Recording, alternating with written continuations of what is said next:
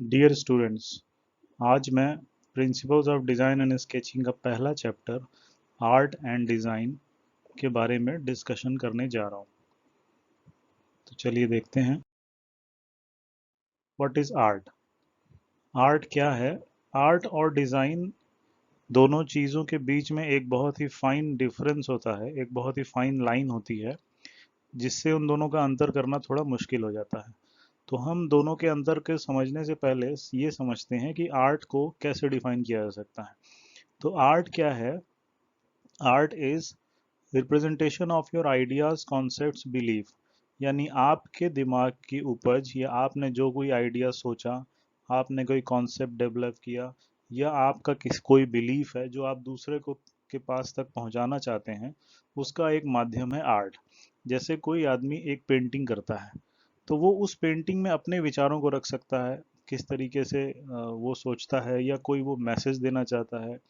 दूसरा, जैसे कि डांस है, परफॉर्मेंस है, फिल्म्स हैं, मूवीज हैं, ये सब आर्ट के अलग अलग फॉर्म हैं। इन सभी में एक बेसिक चीज होती है कि एक कॉन्सेप्ट को, आइडिया को, या किसी बिलीफ को, इनको आपके सामने रखा जाता है। तो आर्ट एक माध्यम है या रिप्रेजेंटेशन है, एक प्रस्तुति है जो आपके आइडियाज, कॉन्सेप्ट्स और बिलीफ को दूसरों के सामने रखती है। आर्ट का मकसद हो सकता है कि आपके अंदर किसी विचार को पैदा करना, आपको सोचने के लिए मजबूर करना, आपके अंदर कुछ इमोशंस को डेवलप करना। इनके लिए आर्ट का इस्तेमाल किया जा सकता है। आर्ट का एक मकसद ये हो सकता है कि वो डेकोरेशन पर्पस के लिए यूज़ किया जाए, आर्ट डेकोरेटिव हो। कोई, जैसे कोई दीवार है, अगर वो एक ब्लैंक वॉल की जगह आप उस पर कुछ आर्ट वर्क क्रिएट कर दें, कुछ बना देते हैं आर्ट, सो वो उस वॉल को डेकोरेट करता है। या हमारे घर में बहुत सारी चीज़ें हैं, हमारे जैसे बेडशीट्स को देख लीजिए, या कोई भी आप घर का कोई भी आइटम उठा के देखेंगे, उसमें कुछ ना कुछ जो है, कुछ आर्ट वर्क किया होता है। तो वो उसका मकसद होता है उस प्रोडक्ट को या उस चीज़ को डेकोरेट करना। या फिर कुछ ऐसी चीज़ें होती हैं जो बनाई ही प्योरली डेकोरेशन पर्पस के लिए जाती हैं, तो दे ये सब आर्ट के फॉर्म्स होते हैं जो क्रिएट किए जा रहे हैं। आर्ट का सबसे एक खास बात देखनी है कि हो सकता है आर्ट सिवाय एस्थेटिक्स के, एस्थेटिक्स मीन्स जो हमें देखने में अच्छा लगे, उसके अलावा हो सकता है वो कोई भी फंक्शन ना फुलफिल करे। वो सिर्फ डेकोरेशन के पर्पस के लिए, जैसे कोई ये वॉल हैंगिंग क्रिएट की गई, बनाई गई, वो प्योरली एक आर्ट वर्क है, उसको बना दिया गया है, वो सिर्फ उसका मकसद एस्थेटिक्स है। कोई बर्तन होता है, पुराने बर्तन है, उस पे कुछ फूल पत्तियां बना दी जाती हैं, उनका मकसद सिर्फ और सिर्फ उसको डेकोरेट करना है। उसके अलावा उनका कोई मकसद जरूरी नहीं है कि हो भी सकता है, नहीं भी हो सकता है। तो इसीलिए हम कहना है कि may not fulfil any function other than aesthetics. दूसरा क्या है कि may not have any constraints. इसका मतलब है कि आर्ट क्रिएट करने वाले के दिमाग में किसी भी तरीके की रुकावटें, बंधन नहीं हो। ऐसा हो सकता है कि उस पे कोई बंधन ना हो, वो जैसा चाहे, जो भी चाहे क्रिएट कर सकता है, बिकॉज वो एक वर्क ऑफ आर्ट है। उसको कोई फंक्शन नहीं करना है, कोई ज़रूरी नहीं है उसका कोई प्रयोग हो, वो बस देखने में अच्छा लगना चाहिए और उसको आप क्रिएट कर सकते हैं। और आर्ट को इसीलिए कहा जाता है कि art is a matter of talent. यानी आपके अंदर अगर टैलेंट है, आप आर्टिस्ट हैं, तो आप आर्ट को क्रिएट कर सकते हैं। ये कुछ बातें हैं, आगे जब हम अंतर डिस्कस करेंगे तो ज़्यादा बेटर समझ में आ जाएगा। इसके बाद हम देखते हैं डिज़ाइन क्या है। जब भी किसी आर्ट में या कोई ऐसा वर्क जिसमें एक पर्पस जुड़ जाए, या उसको किसी फंक्शन या किसी काम को करने के लिए बनाया जाए, तो फिर हम उसको डिज़ाइन कहेंगे। So art with a purpose और उसका कोई फंक्शन होना चाहिए, वो डिज़ाइन की श्रेणी में गिना जाएगा। कैसे होगा अभी हम थोड़ा बताते हैं। आर्ट केस में कोई ज़रूरी नहीं है कि आपके पास कोई गोल दिया जाए, आप उसको क्रिएट कर सकते हैं अपने अकॉर्डिंगली। लेकिन जब डिज़ाइन का वर्क होगा तो आपके पास एक डिफाइंड गोल होना चाहिए। जैसे एग्जांपल ले लीजिए कि आप किसी आर्किटेक्ट के पास जाते हैं और उससे कहते हैं कि हमें एक घर बनाना है। आपने उसको प्लॉट का एरिया बता दिया, तो आर्किटेक्ट को आपने गोल डिफाइन कर दिया। उसका गोल डिफाइन हो गया कि उसको इसी एरिया में, और अपने आपने आपने सारे मकसद बता दिए, मुझे इतने रूम चाहिए, मुझे ऐसे ऐसे रूम चाहिए। आपने उसका गोल डिफाइन किया, उसके बाद वो आपके लिए एक घर का डिज़ाइन प्रोड्यूस करेगा। सो उस डिज़ाइन में जो जो चीज़ें वो इंक्लूड करेगा, उसको जैसे प्लेसिंग करेगा, उन सभी का कोई ना कोई फंक्शन फुलफिल हो रहा होगा, और उसको बनाने के कुछ सेट प्रोसीजर्स होंगे, कुछ उसको नॉर्म्स भी फॉलो करने पड़ेंगे। तो डिजाइनिंग के प्रोसेस में गोल को पहले ही डिफाइन कर दिया जाता है कि आपको क्या बनाने जाना है। और जब हम किसी चीज को बनाने जा रहे हैं तो उसको कोई फंक्शन फुलफिल करना है, तो फिर इसका मतलब है कि कुछ सिद्धांतों को फॉलो करना पड़ेगा। आप घर को ऐसा नहीं बना सकते कि उसका जो रहने का पर्पस है वही खत्म हो जाए, वो घर सिर्फ देखने में अच्छा लगे और वो रहने लायक ना हो। तो जो भी जब भी आप किसी चीज को किसी पर्पस या फंक्शन के लिए डिजाइन करेंगे, उस समय आपको कुछ प्रिंसिपल्स को फॉलो करना पड़ता है, जो कि आर्ट के केस में जरूरी नहीं है। इसी तरह आगे देखा जाए तो जब हम किसी चीज को डिजाइन करेंगे, मैं घर का ही एग्जांपल दोबारा लेता हूँ, जो घर अगर एक आर्किटेक्ट ने बनाया है, तो उस घर को फिर बनना भी है, वो सिर्फ पेपर तक ही सीमित नहीं है। उसके बाद उस घर को बनाया भी जाना है, तो उस घर को बनाए जाने के लिए उसी आर्किटेक्ट को या डिजाइनर को उसका डिटेल्ड स्पेसिफिकेशन बनाना पड़ेगा। उसको बताना पड़ेगा कि कौन सी वॉल कहाँ से शुरू होगी, कितनी मोटी होगी, कितनी ऊंची जाएगी, खिड़की कहाँ पे लगेगी, दरवाजे कहाँ पे लगेंगे। This is detailed specification. और उसको बताना पड़ेगा कि एग्जीक्यूशन का प्लान भी क्या होगा, हम काम को कैसे करेंगे, कौन सा काम पहले करेंगे, कौन सा काम बाद में करेंगे, या किस तरीके से इसको पूरे प्रोसीजर को किया जाना है। सो डिजाइन जो है वो एक प्योरली टेक्निकल वर्क है। उसके केस में आपका मकसद है कि आप कोई चीज बनाने जा रहे हैं, क्रिएट करने जा रहे हैं, जिसका कोई मकसद है, कोई फंक्शन है। तो ऐसी चीजें बनाने के लिए आपके पास कुछ प्रोसीजर्स होंगे, आपको एक प्लान एग्जीक्यूट करने का तरीका बताना पड़ेगा, और उसको कैसे बनाना है उसका डिटेल्ड स्पेसिफिकेशन बताना पड़ेगा। इसी तरह टेक्सटाइल्स के केस में भी आपने कोई डिज़ाइन क्रिएट की, मान लीजिए आप एक बनारसी साड़ी का एक मोटिफ क्रिएट किया आपने, उस मोटिफ को लूम पर बनाया जाना है। तो लूम पर बनाए जाने के लिए जो मशीन है उसकी कुछ सेटिंग्स होंगी, उसके कुछ पैरामीटर्स होंगे, वो सारी चीज़ें आपको डिज़ाइन के साथ बतानी पड़ेंगी। ये डिज़ाइनर का ही काम है कि वो सारा स्पेसिफिकेशन और उसका एग्जीक्यूशन बताए कि कैसे होगा, कोई मोटिव को कैसे क्रिएट किया जाएगा। सो डिज़ाइन के केस में हमारा प्रोसीजर जो है वो हमारे एंड प्रोडक्ट बनने का जो प्रोसीजर है, सिस्टम है, टेक्निक है, उसके अकॉर्डिंगली डिज़ाइन बनती है। और डिटेल में हम आगे की क्लासेस में समझेंगे। तो अब क्योंकि डिज़ाइन को कोई ना कोई फंक्शन फुलफिल करना है, डिज़ाइन को जब हम क्रिएट करेंगे तो वो जो प्रोडक्ट हमने बनाया है उस प्रोडक्ट को किसी ना किसी मशीन पर बनाया जाना है, या किसी भी प्रोसेस से बनाया जाना है। तो उस प्रोसेस या मशीन की कुछ लिमिटेशंस होंगी, उससे बाहर जाके आप डिज़ाइन नहीं बना सकते। जैसे मैं एक एग्जांपल आपको लेता हूँ कि अगर आप एक टेक्सटाइल का मोटिव आपको क्रिएट करना है, एक सिंपल सा मैं एक सर्किल ऐसे दिखाता हूँ। ये मान लीजिए एक मोटिफ है या बूटी है जो कि एक बनारसी साड़ी में बनाई जानी है। अब आप जब भी एक डिज़ाइन क्रिएट करेंगे, आप चाहें तो एक आर्टिस्ट चाहेगा तो वो इतनी दूर रेड कलर, और इसके बाद अ, उसका वो दूसरा कलर यहाँ पर आर्टिस्ट बना सकता है कि ऐसा मोटिव बन जाए।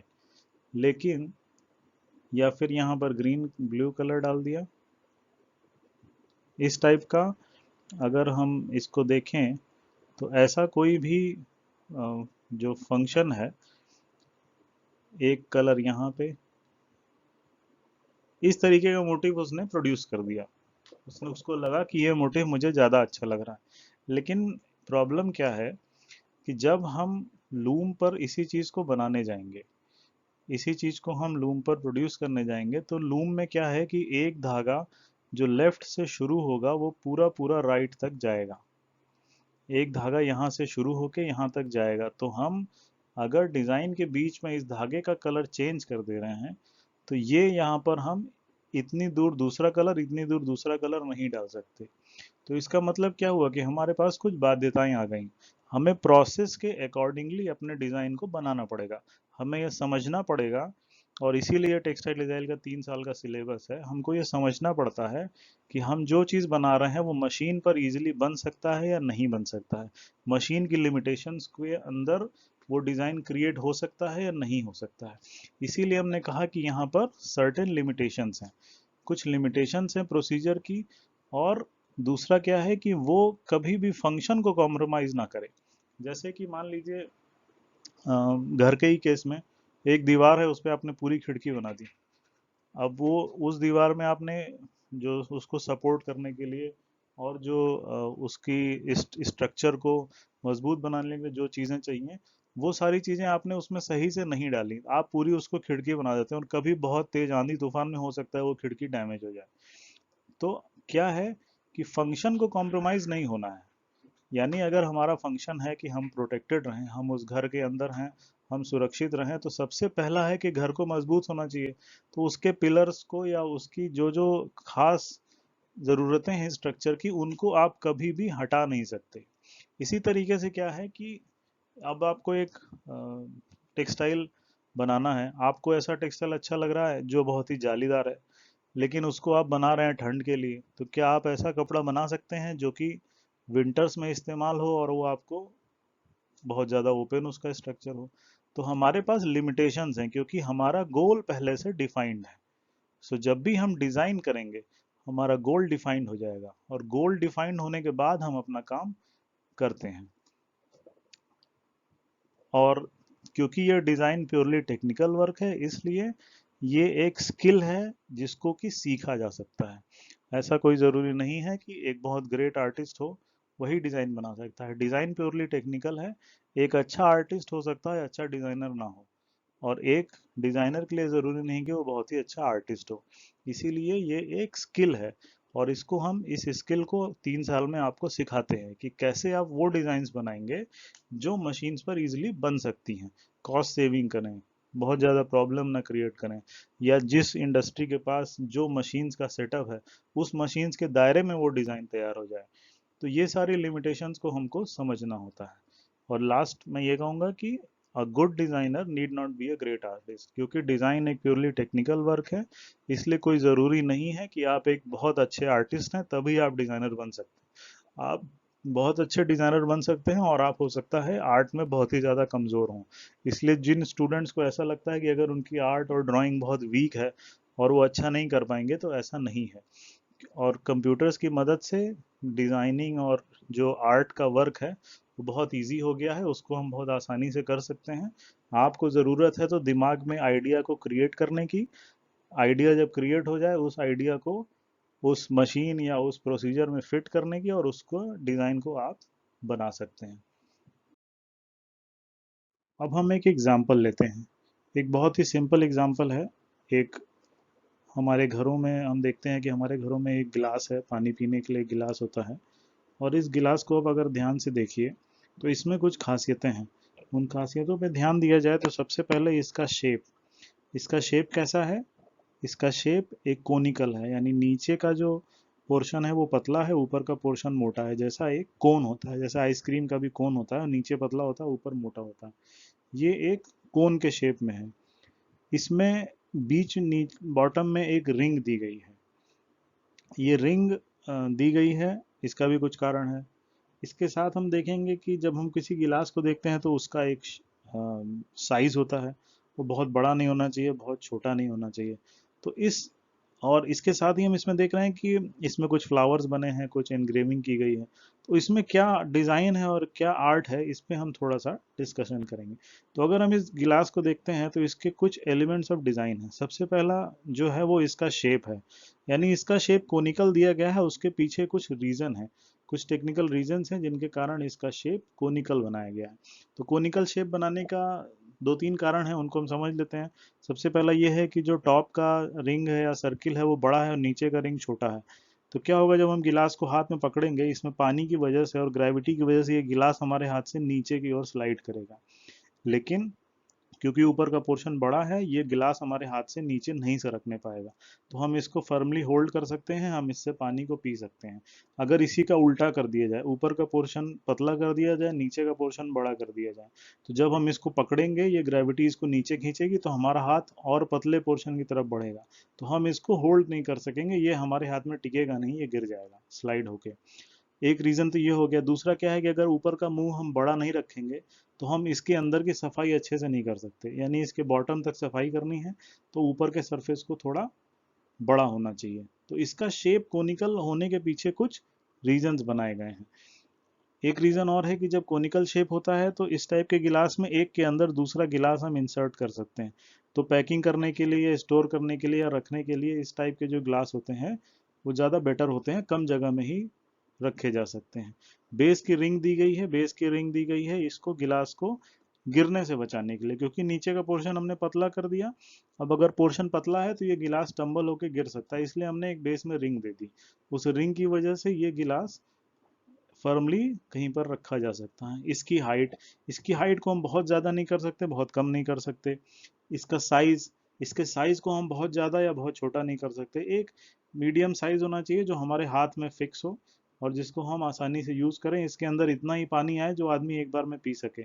बहुत बड़ा गिलास हो, उतना पानी आप एक बार में नहीं पी सकते, तो वो भी शेप और साइज बेकार है। और अगर बहुत छोटा है कि आपको बार बार भर के पीना है, तो भी वो गिलास हमारे शायद किसी काम नहीं आए। तो ये कुछ रीजंस हैं जो कि प्योरली टेक्निकल हैं। इसीलिए मैं कह रहा हूँ कि जो एलिमेंट ऑफ डिज़ाइन है या जो डिज़ाइन है वो एक टेक्निकल वर्क है, उसके पीछे कोई ना कोई लॉजिक रीज़न होता है, कोई ना कोई मकसद फुलफिल करता है वो चीज़ उस तरीके से बनाया जाना। तो इनको हम इसीलिए कहेंगे ये एलिमेंट्स ऑफ डिज़ाइन में गिन सकते हैं, यानी ये डिज़ाइन के हिस्से हैं, ये डिज़ाइन का एक पार्ट था। इसके बाद एलिमेंट्स ऑफ आर्ट देख लेते हैं। इसमें कुछ फ्लोरल मोटिव्स दिए गए हैं। इसका मकसद सिर्फ और सिर्फ इस गिलास को सजाना है। अगर यहाँ पर ये फ्लावर नहीं बना हो तो भी ये गिलास अपना काम जैसा है पूरी तरह करता रहेगा। लेकिन अगर हमने इस गिलास में एक मोटिव दे दिया है तो ये गिलास हमें देखने में अच्छा लगने लगता है। तो ये जो फ्लावर और ये सब बना है, इनका पर्पस सिर्फ और सिर्फ डेकोरेशन है। तो डेकोरेशन के पर्पस से बना है, ये आर्ट वर्क है, ये आर्ट का एक वर्क है, इसीलिए हम इसको एलिमेंट ऑफ आर्ट कह सकते हैं। ये इस टाइप के जो चीज़ें हैं दूसरी हैं, जैसे इनग्रेविंग्स हैं, कहीं पर यहाँ पे गड्ढे गड्ढे से बनाए गए हैं, ये सारी चीज़ें जो हैं ये एलिमेंट्स ऑफ आर्ट में गिनी जाएंगी। ठीक है, तो डिजाइन और आर्ट में देखिए इसी एक गिलास में दोनों चीजें एक साथ काम कर रही हैं। उसमें कुछ एलिमेंट्स ऑफ डिजाइन है, कुछ एलिमेंट्स ऑफ आर्ट है। आपको डाउट होगा तो आप मुझसे बाद में भी पूछ सकते हैं। अब क्योंकि मैंने बताया कि डिज़ाइन का प्रोसेस जो है वह प्योरली टेक्निकल है, इसका मतलब है कि डिज़ाइन का कुछ प्रोसेस होगा, हमें कुछ सेट प्रिंसिपल्स और कुछ सेट प्रोसीजर को फॉलो करना होगा। तो इसमें हम स्टेप बाय स्टेप कैसे चलते हैं डिज़ाइन के प्रोसेस में, मैं इन शॉर्ट आपको समझा देता हूँ। सबसे पहला काम है डिज़ाइन का गोल को डिफाइन करना। यानी जैसे कि आप एक डिज़ाइनर हैं और आपको सबसे पहले गोल को डिफाइन करना है कि आपको जो कपड़े या किसी भी चीज़ को डिज़ाइन करना है उसका मकसद क्या है, उसका पर्पज़ क्या है। क्लाइंट आपको बताएगा कि मुझे इस टाइप का चाहिए, स्पोर्ट्स का गारमेंट चाहिए, लेजर वेयर चाहिए, विंटर वेयर चाहिए, समर वेयर चाहिए, कैसा चाहिए। आपका पहले तो एक गोल डिफाइन होगा। उसके बाद क्या है कि उसके कुछ कलर्स हैं और कुछ मोटिव्स, मटेरियल क्या चाहिए, ये सारी चीज़ें आपकी पहले ही डिफाइन होंगी। तो उस डेफिनेशन के साथ आपको कुछ ज़रूरी इनपुट्स दिए जाएंगे जिनके बेसिस पे आप अपना काम करेंगे। तो आप हमेशा ही आर्टिस्ट को, जैसे हमने कहा कि आर्टिस्ट पूरी तरह ओपन है कुछ भी करने के लिए, लेकिन एक डिज़ाइनर बिल्कुल भी ओपन नहीं है। डिज़ाइनर का एक सीमित दायरा है, उसके अंदर ही वो कुछ काम कर सकता है। तो सबसे पहले हम बाउंड्रीज को डिफाइन कर देते हैं, हमारे किन के अंदर रह के हमको काम करना है इसको हम डिफाइन कर देंगे। तो सबसे पहले हमने गोल को डिफाइन कर दिया। गोल के बाद हम नेसेसरी इनपुट्स ले लेंगे। ज़रूरी क्या इनपुट्स हैं, जैसे कि मोटिव्स। हो सकता है आपका क्लाइंट कह दे कि हमें कुछ फ्लोरल मोटिव्स में चाहिए, कैसे मोटिव्स में चाहिए या किस टाइप का डिज़ाइन चाहिए, नेचुरल है, अर्बन है, अलग अलग टाइप के मोटिव्स होते हैं। तो वो आपको कुछ थीम डिफाइन कर देगा। उसके बाद आता है मटेरियल, कौन से मटेरियल्स इस्तेमाल होंगे, कॉटन इस्तेमाल होगा, वूल इस्तेमाल होगा, रेयॉन होगा। कुछ मटेरियल्स का भी इनपुट मिलेगा कि इनके हम किन पे हमको ज़्यादा काम करना है या किन पे काम करना है, किस टेक्निक से उसको बनना है, उसको निटिंग से बनना है, उसको वीविंग से बनना है, उसको एम्ब्रॉयडरी से बनना है, उसको पैच वर्क से बनना है। कोई बहुत सारी टेक्निक्स हैं, किस टेक्निक से हम इस पे काम करेंगे और इसका एंड यूज़ क्या होने वाला है, यानी जो प्रोडक्ट बन के निकलेगा वो कहाँ पर इस्तेमाल होगा, उसका जो एंड कस्टमर है उसको कहाँ पर यूज़ करने वाला है। तो ये हमारे कुछ नेसेसरी इनपुट्स होते हैं। उसमें कलर्स कौन से पढ़ने हैं, कलर्स को भी डिफाइन किया जाएगा कि कौन कौन से कलर्स ज़्यादा यूज़ होते हैं, गर्मियों के कलर, जाड़े के कलर, सीजन वाइज कलर्स भी चेंज होते रहते हैं। जब हमारा गोल डिफाइन हो जाएगा और हमें ज़रूरी इनपुट्स मिल जाएंगे, उसके बाद हम ब्रेन करेंगे, हम उसके बाद अपनी सोच को शुरू करेंगे। अभी हमने सिर्फ बाउंड्री को डिफाइन किया है। एग्जाम्पल जैसे एक आदमी को एक कमरे के अंदर हमने डाल दिया है, अब इस कमरे के अंदर ही आपको कुछ करना है। वो जो दायरा है, वो जो उसकी लिमिटेशंस हैं, उसके अंदर हमने आदमी को भेज दिया, ये सारी चीजें बता दी। अब वो उसके अंदर ही सोचेगा कि इसमें मैं क्या कर सकता हूँ, तो वो ब्रेन स्टॉर्मिंग करेगा।